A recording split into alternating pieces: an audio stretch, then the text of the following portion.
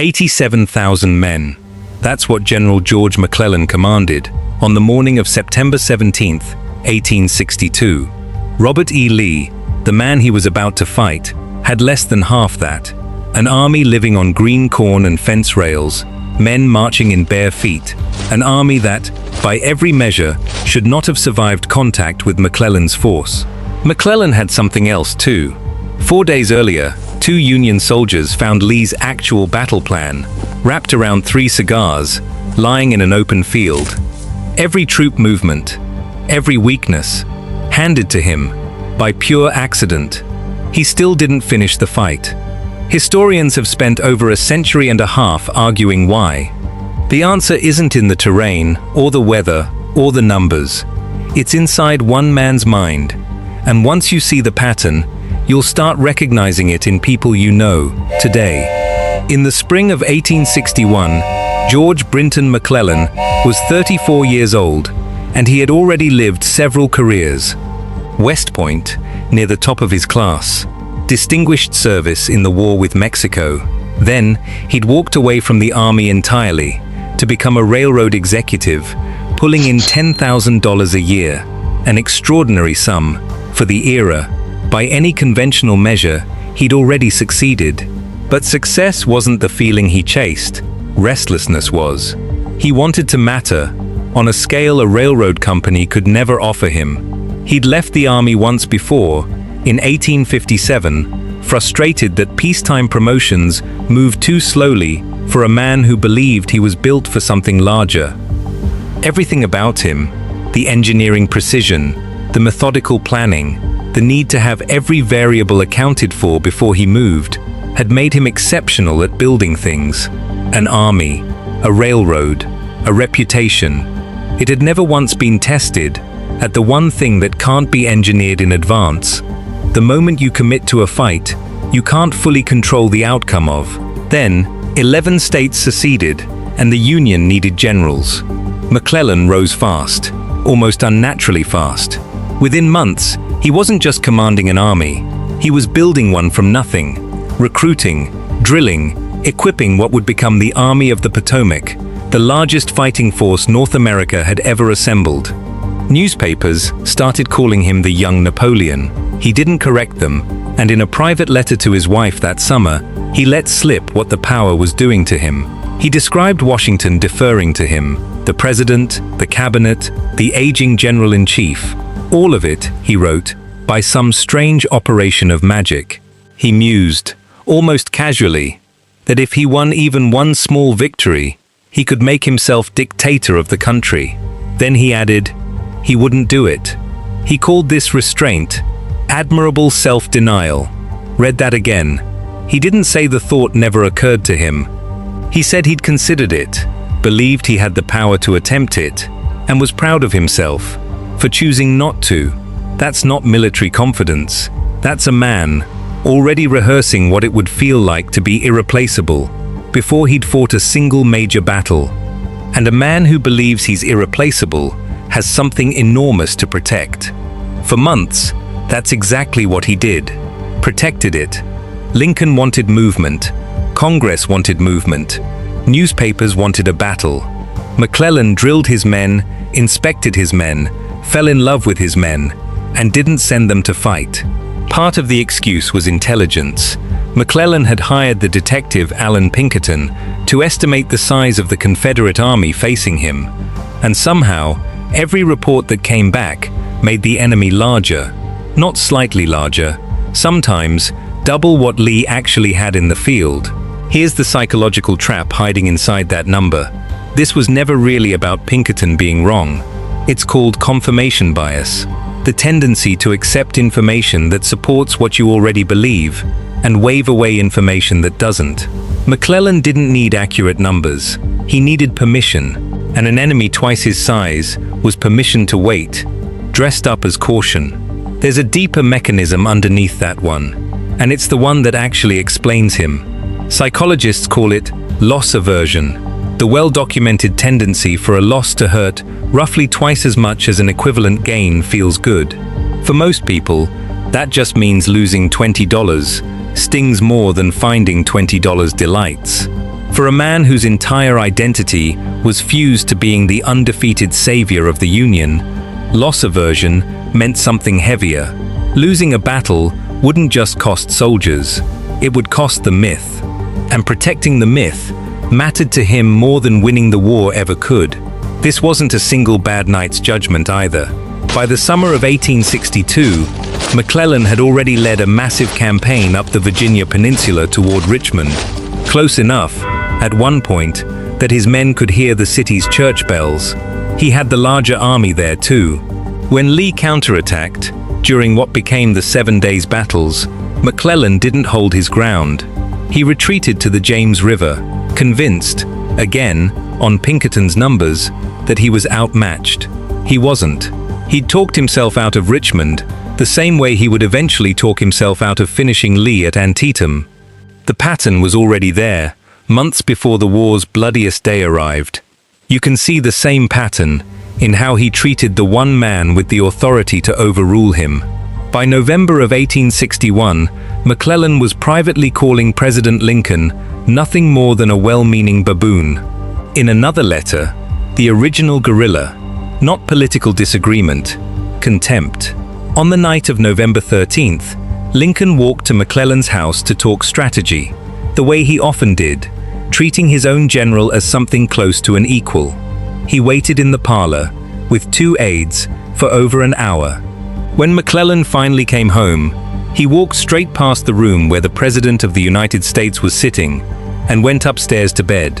A servant was sent up to remind him his guests were waiting. The answer came back down. The general had already retired. Lincoln said nothing that night. He came back the next evening, as if it hadn't happened. Why would the President of the United States absorb that kind of contempt from a subordinate? Because McClellan had built something Lincoln needed and couldn't easily replace: a disciplined, supplied, genuinely beloved army. The men adored him. He'd given them structure. After the humiliation of their first defeat at Bull Run, Lincoln could forgive arrogance. What he couldn't forgive forever was a general who wouldn't fight. Then, in September of 1862, McClellan was handed the one thing every general dreams of and almost never receives. Robert Lee had made a mistake. Invading Maryland, he split his army into pieces, sending part of it to besiege Harper's Ferry, scattering the rest across the countryside, gambling that McClellan would be too slow to punish him for it.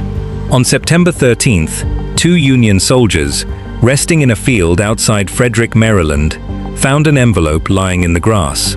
Wrapped inside it, along with 3 cigars somebody had apparently forgotten, was a copy of Special Order 191, Lee's actual battle plan, where every division was going, the single greatest intelligence discovery of the entire war, and it landed in McClellan's hands by pure accident. He reportedly said on reading it, "Now I know what to do." To one of his generals, he said that with this paper in hand, if he couldn't beat Lee, he'd go home. For a moment, had the myth finally met the man? Then came the 18 hours. That's roughly how long McClellan sat on Lee's battle plan before he moved to exploit it. Not because the information was unclear, because some part of him still couldn't fully trust it. He worried it might be a trap. He still trusted Pinkerton's inflated numbers, more than he trusted the paper in his own hand.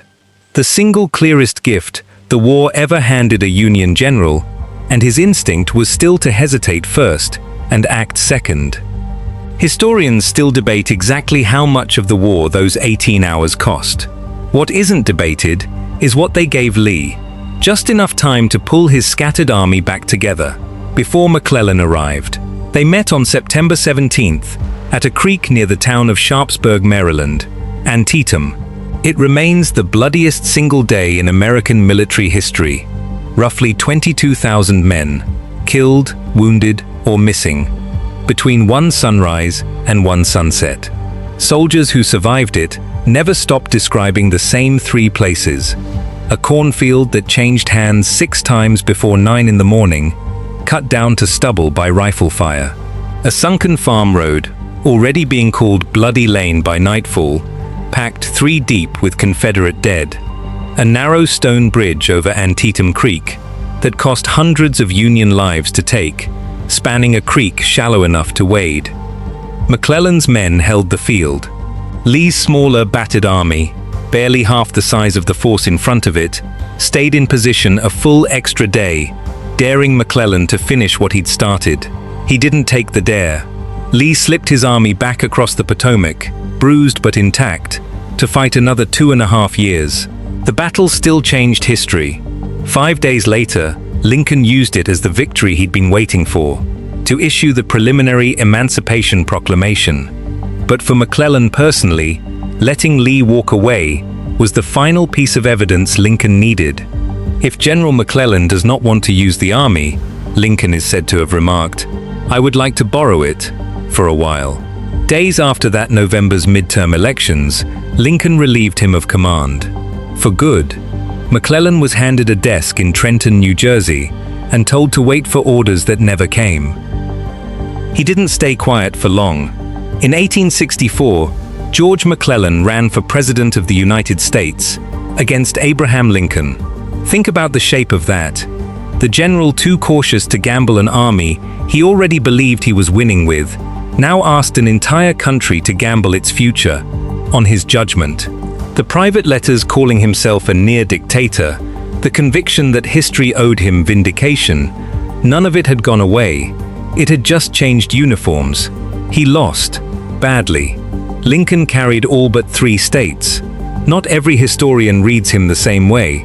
Some argue McClellan has been unfairly flattened into a caricature, that the army he built, the discipline he instilled, deserve more credit than posterity gives them, and that Lincoln's own inexperience early in the war shares more of the blame than tradition allows.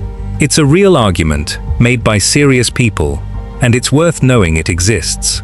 But even McClellan's more sympathetic biographers rarely dispute the pattern this story follows, only how harshly to judge it.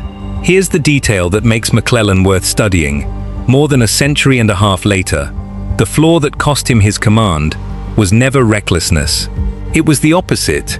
He is remembered today, correctly, as a man who was simply too afraid to lose, to ever risk winning. Underneath the excuses about troop numbers and terrain, something more specific was happening. An identity, fused too tightly to an outcome. When McClellan looked at the possibility of defeat, he wasn't afraid of losing a battle. He was afraid of losing the story he'd already written about himself. The young Napoleon, the man of destiny, the general history would one day vindicate. Attacking risked the myth. Waiting protected it. So he waited, again and again, even when waiting was the more dangerous choice, by every measurable standard. That's the trap loss aversion sets. For anyone whose self-worth gets tangled up in always being right, always being the most capable person in the room.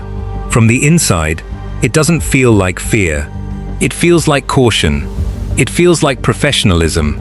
It feels, McClellan would have told you himself, like admirable self-denial. But caution that only ever protects your reputation and never the people depending on you isn't caution at all. The Union didn't need McClellan to be fearless. It needed him willing to be wrong in public, one time, when it mattered most.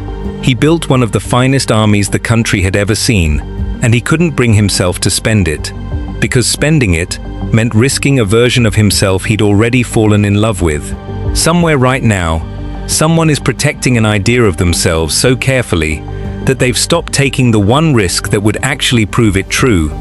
That's not a Civil War problem, that's a human one, and it's the same one waiting inside the next mind we're going to open up.